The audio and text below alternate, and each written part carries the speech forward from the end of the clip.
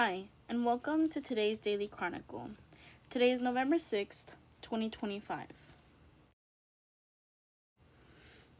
It's as if I've been reborn.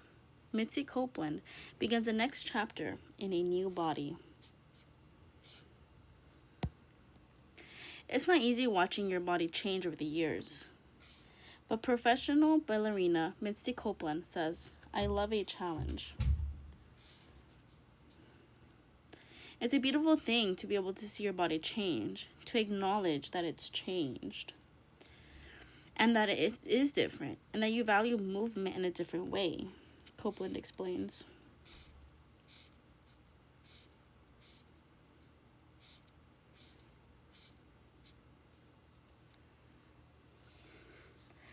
Practicing classical ballet technique after having her son in 2022, she says, it's as if I've been reborn and I have a new body to try it through. Copeland took her final bow with American Ballet Theatre in October, after spending years away from performance.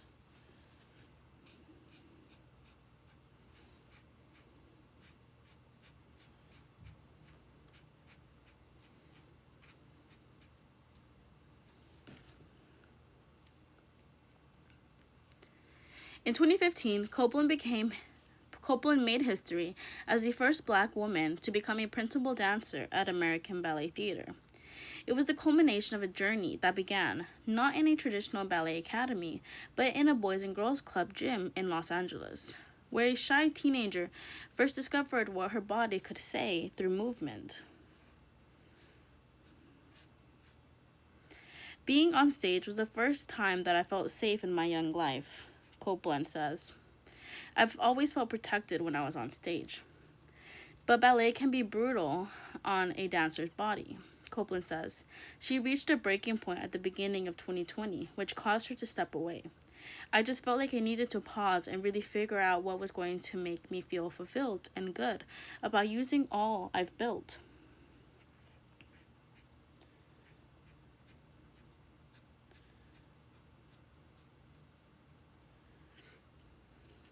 My voice and my platform and my reach, she says. In 2022, she founded the Mitzi Copeland Foundation, which aims to build pathways for children who've never seen themselves reflected on a ballet stage. That same year, she also became a mother. She says giving birth without pain medication was easier than some of her dance performances. I just kind of locked in and was like, oh, I know this feeling of preparation, of mental preparation and preparing yourself for the pain and breathing through the pain, she says. I still don't think that anything compares to Swan Lake. Copeland began preparing for her farewell performance with ABT a year ago. It was a way to get her body back in shape, but more than that, it was a way to give back to a community that has given her so much.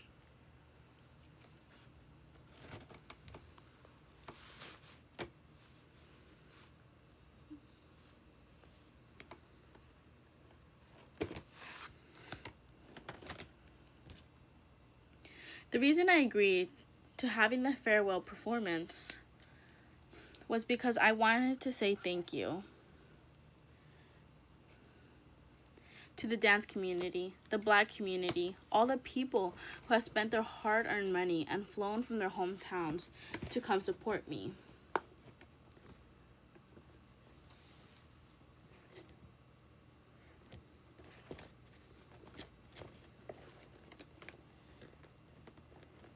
Copeland says, what I represented is far bigger than me.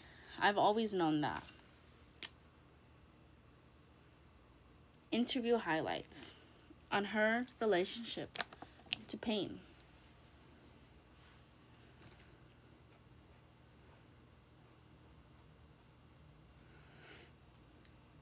I think that's something I learned as a child. So many things in my childhood, whether they're good or bad, they prepared me to be in this position. I think about always feeling uncomfortable, whether it was in the living circumstances that we were in my own skin, feeling so much shame around not having a home or food on the table, so I didn't keep friends close. Like, I just felt like I was never comfortable and was always kind of dealing with that, navigating, but like keeping a happy face on the outside. I think anyone who knew me would say she was very quiet, but she was always very happy. And I had severe migraines growing up, and I remember I would have to leave school early, sometimes, like to the point of vomiting, and it was just like all this stress that I held inside, but somehow was able to still remain very pleasant on the outside. I think pain is just a part of what we are used to dealing with as performers and as dancers, and so it just kind of comes with that territory. Even in my last performance with ABT, I was barely walking before, and somehow, muster up the strength. I found out in preparation for the performance that I have bone spurs in my left hip, and a labral tear and loss of cartilage. And my doctors, they were just like, I don't think this is a good idea for you to push for this performance. And I said, well, I've already agreed to it. On painting her own point shoes to match her skin early in her career. The first time I ever did it, I must have been 14, performing with Debbie Allen, a mentor of mine, in her version of the Nutcracker, which at the time she was calling the Chocolate Nutcracker. And that was the very first time that I was understanding what the ballet shoe even represents and what the tights mean, and in an extension of yourself and your skin, and it should be the same color. I was wearing brown tights then and painting my shoes, but I would continue to do that throughout the course of my career at ABT, and I would just go to the drugstore and get the cheapest liquid foundation and put it on my shoes. It's not meant to be danced in, and it doesn't have the right ingredients and consistency. It can be very slippery. But it's the first thing that young dancers receives is their leotard, their ballet slippers, and their tights. And that's just right there saying for a black or brown dancer, this isn't for you. You don't belong. On why she dances without pads in her point shoes. When I started dancing, I wore lamb's wool or whatever kind of padding is what you put in your shoes. That was with my first ballet teacher. When I moved to my second ballet school where I was training, I think I was about 15 when I moved to that school. She didn't allow for us to wear anything in our shoes. She said she could see the loss of the articulation in the toes. Like when you have something between your foot and the shoe that you don't have as much as control. I remember just being so terrified of her because she could tell if I snuck a little bit of tissue or anything in my shoe. I would go up on point and she would say, Mitzi, there's something in your shoe. I'm like, how does she know? She must be a witch. I agree wholeheartedly at this point, but preparing for this performance after having 5 years off and losing all of my calluses, I had to put something over my toes. It wasn't a pad. I was wearing a thin paper towel because I didn't have enough time to really build up all the calluses that I had lost over a lifetime of training by not being in point shoes. But it definitely makes a difference. On collaborating with Prince, he was my biggest supporter. He showed me what it was to be one of a kind, to be unique, to be proud to stand within his uniqueness, and to use that as a power, whereas before I felt isolated and alone. He really saw it as the opposite. He's like, you have such an advantage. He's like, you're the only brown girl out there. Everyone's going to look at you. Now what are you going to do? And then just exploring his artistry by working with him, I think made me grow in leaps and bounds as a dancer. On her body changing after pregnancy and birth, I can focus on different things because my body can't do the things that it once did. It's like learning it again. It's like learning to dance again. It's learning the ballet technique again. And it keeps getting fresh and exciting, and it's challenging. FAA will reduce air traffic by 10% at many airports to maintain safety.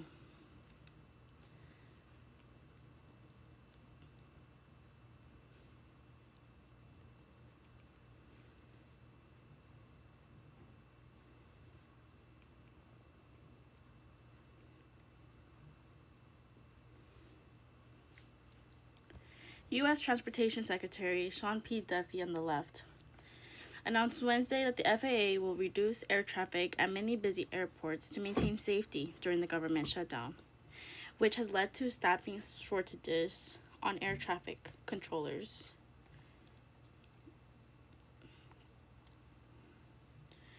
The Federal Aviation Administration will reduce air traffic by 10% at many busy airports.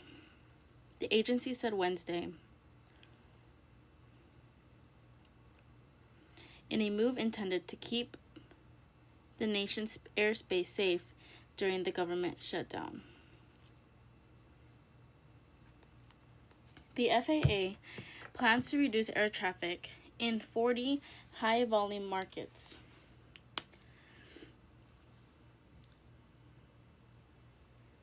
Beginning on Friday, FAA Administrator Brian Bedford told reporters the agency wants to reduce the pressure at those airports before safety is compromised. "We just can't ignore it," Bedford said.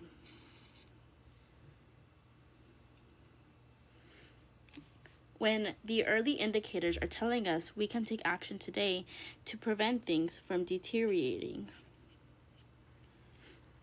The FAA has already been delaying flights at some airports because of widespread staffing shortages among air traffic controllers.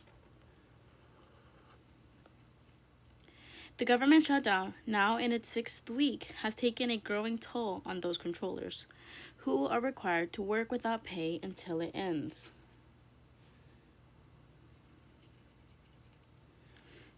Some have taken on second jobs, and many are calling out sick.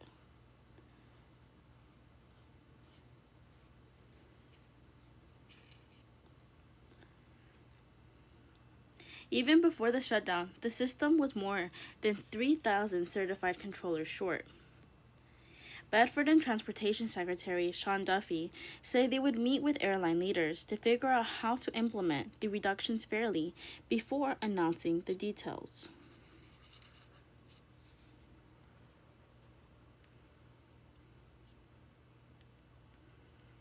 They did not immediately announce which airports would be affected by the reductions, but the agency has been reporting persistent staffing shortages at air traffic control facilities around some of the nation's busiest airports, including major airline hubs in Dallas, Houston, Newark, New Jersey, and Phoenix.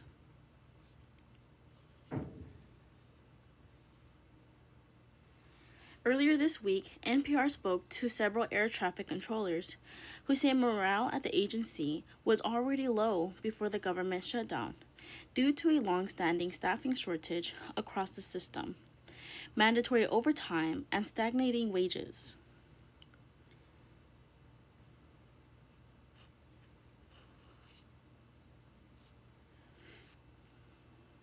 They said morale has fallen even lower during the longest government shutdown on record.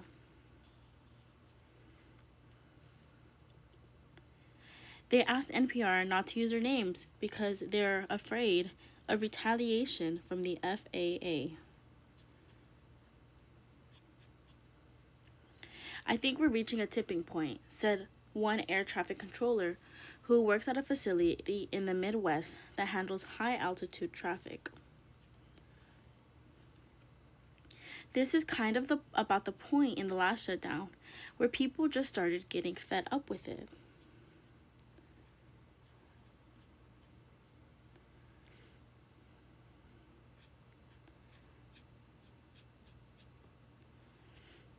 It was more than a month into the last government shutdown in 2018 and 2019 when a small number of air traffic controllers in a few key facilities called in sick, causing major disruptions at airports up and down the East Coast.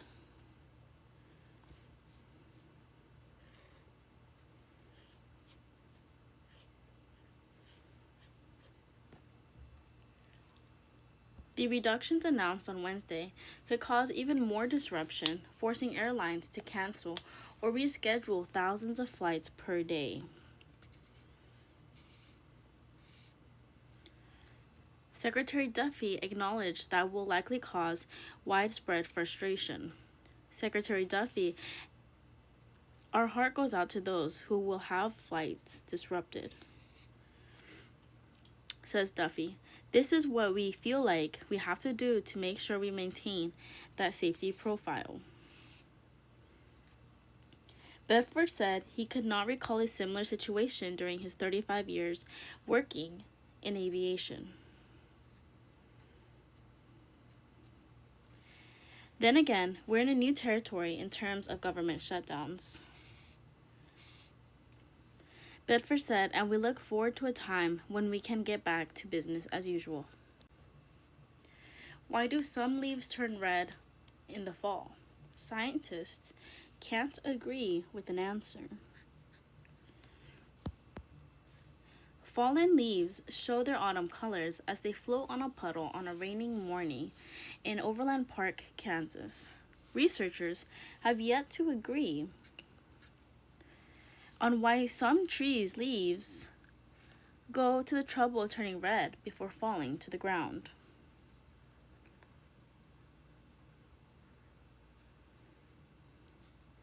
This is the time of year when Nicole Hughes gets constantly distracted by the fall foliage as she drives around North Carolina.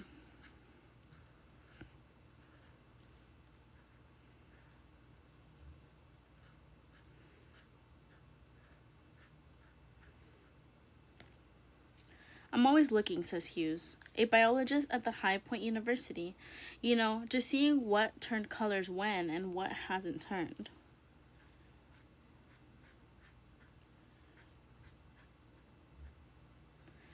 Part of her brain is endlessly searching for clues about one of the biggest mysteries of autumn leaves: why the leaves of only some trees turn red.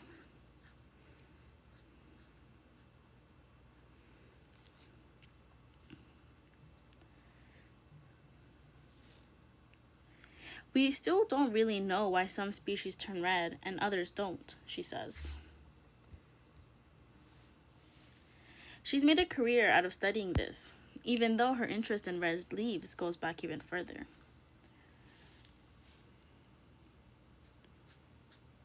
Growing up, she says, my dad was always talking about his quest for the perfect red leaf.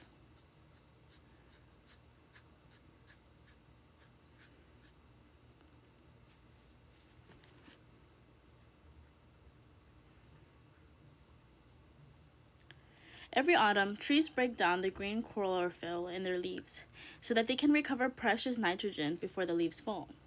That nitrogen is necessary for photosynthesis, as well as building proteins and DNA. The loss of this chlorophyll exposes yellow pigments that have been there in the leaves all along. That makes yellow leaves easy to explain.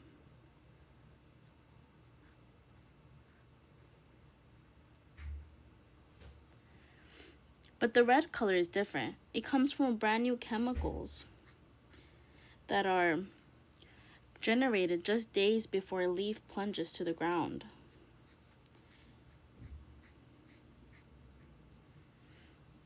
The red was not there beforehand, or you would have seen it, because the leaf would have been purple.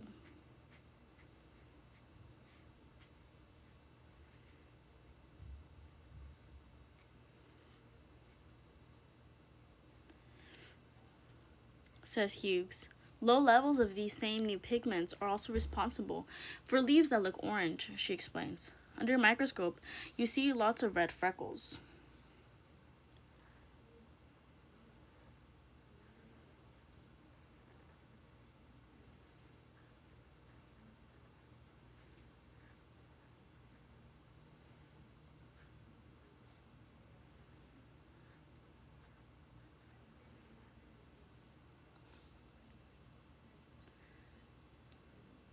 So why are trees bothering to create costly red pigments in leaves that are almost done for?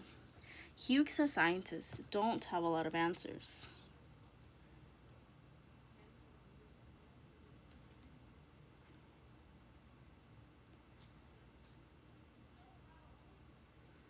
Protecting leaves from light.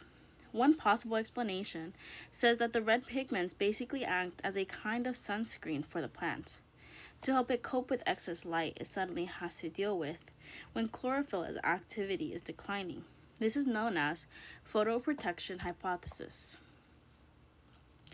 All the physiologists are convinced of the photoprotection hypothesis, says Suzanne Renner at Washington University in St. Louis.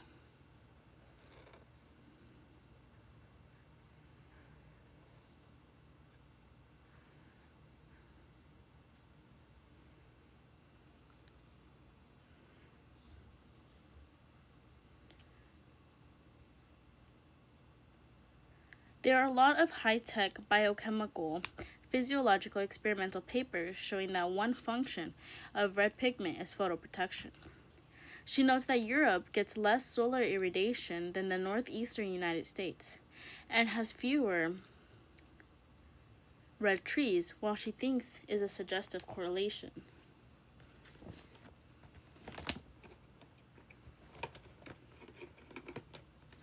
And some evidence suggests that the red pigments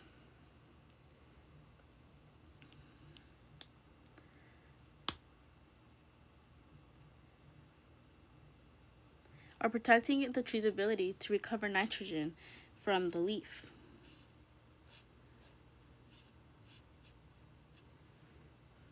One study of yellow mutants of 3 deciduous species, for example,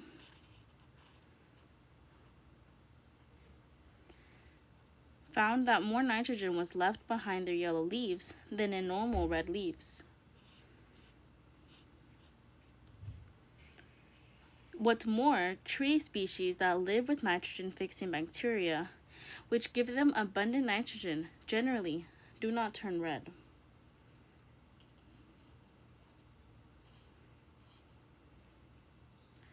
But not all researchers are convinced. Evolutionary biologist Marco Archetti at Penn State University points out that a relatively small number of tree species have red leaves.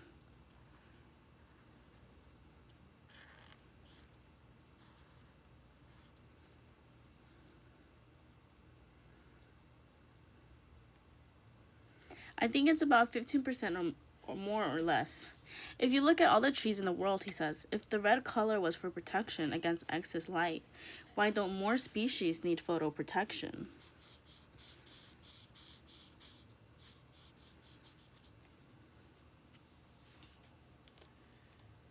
Enter the aphids. He thinks it seems more likely that this trait co-evolves from insects. It turns out that insects that lay eggs in the fall can tell the difference between leaf colors. And Archetti's done research showing that on apple trees, aphids avoided trees with red leaves, preferring those with green or yellow leaves. There are few aphids on leaves with red colors, he says, and in the spring, newly hatched aphids were less successful on trees that had been red, suggesting that aphids may have had good reason to avoid putting their eggs there.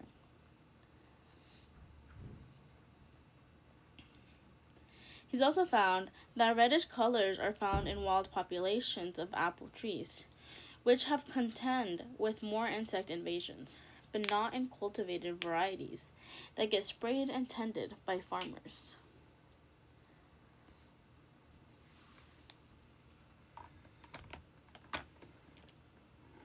All of this has led to hot debates over the years.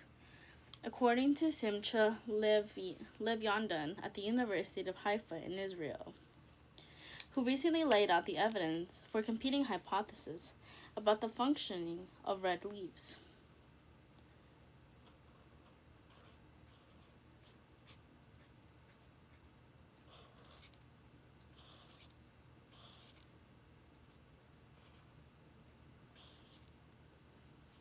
Past discussions of all this were not always polite, he says with a laugh, adding that in science, it's not unusual that, as you progress, you have more new questions than you had answers.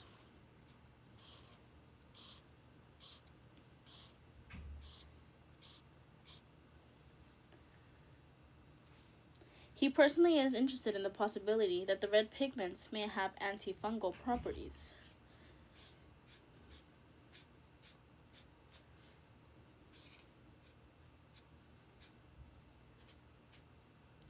Parking lot science. While some tree species have leaves that always turn red, and others have leaves that invariably turn yellow, Hugh notes that a number of species are more flexible.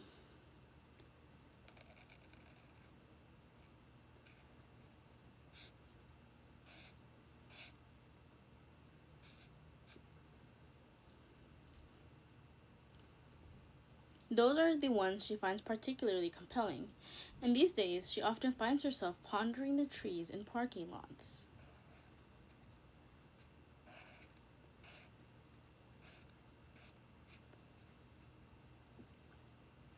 In a lot of parking lots, you'll notice that they have trees of a single species, but some are yellow and some are red and some are orange, she says, even though they're in the exact same sunlight and the exact same temperature. Outside one furniture store, she found that willow oaks with red leaves had fewer scale insects compared to willow oaks that were yellow. Lately, she's been growing different oak species and feeding the trees different amounts of nitrogen to see if that affects their color. She's also been studying sweet gum trees, which can turn red, but also all the other fall colors.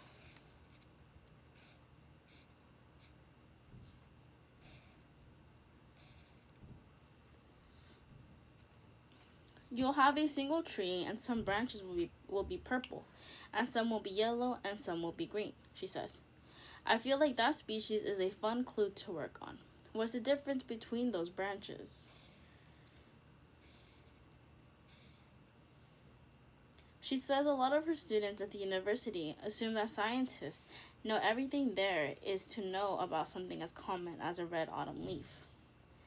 I mean, you might think we know everything, she says, but really there's just not enough people studying these fun mysteries of life. Methanogenesis. The definition. Anytime you see the word Genesis, you're looking at the beginning of something, and methanogenesis is no exception.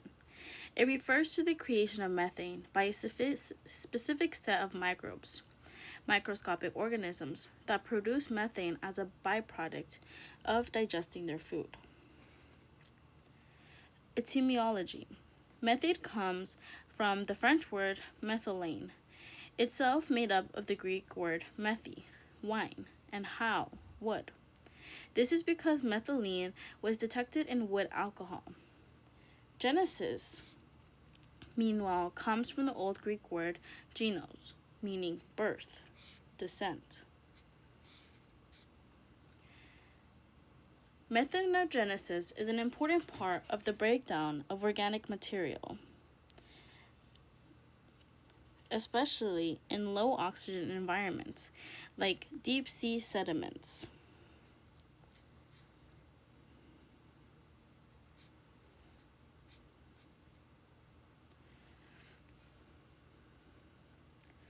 Due to the action of microbes, there is a constant interplay between methanogenesis and the destruction of methane through certain processes carried out by other microbes. A byproduct of the destruction of methane at cold seeps is the formation of specific minerals that carry a record of methane emissions at a site.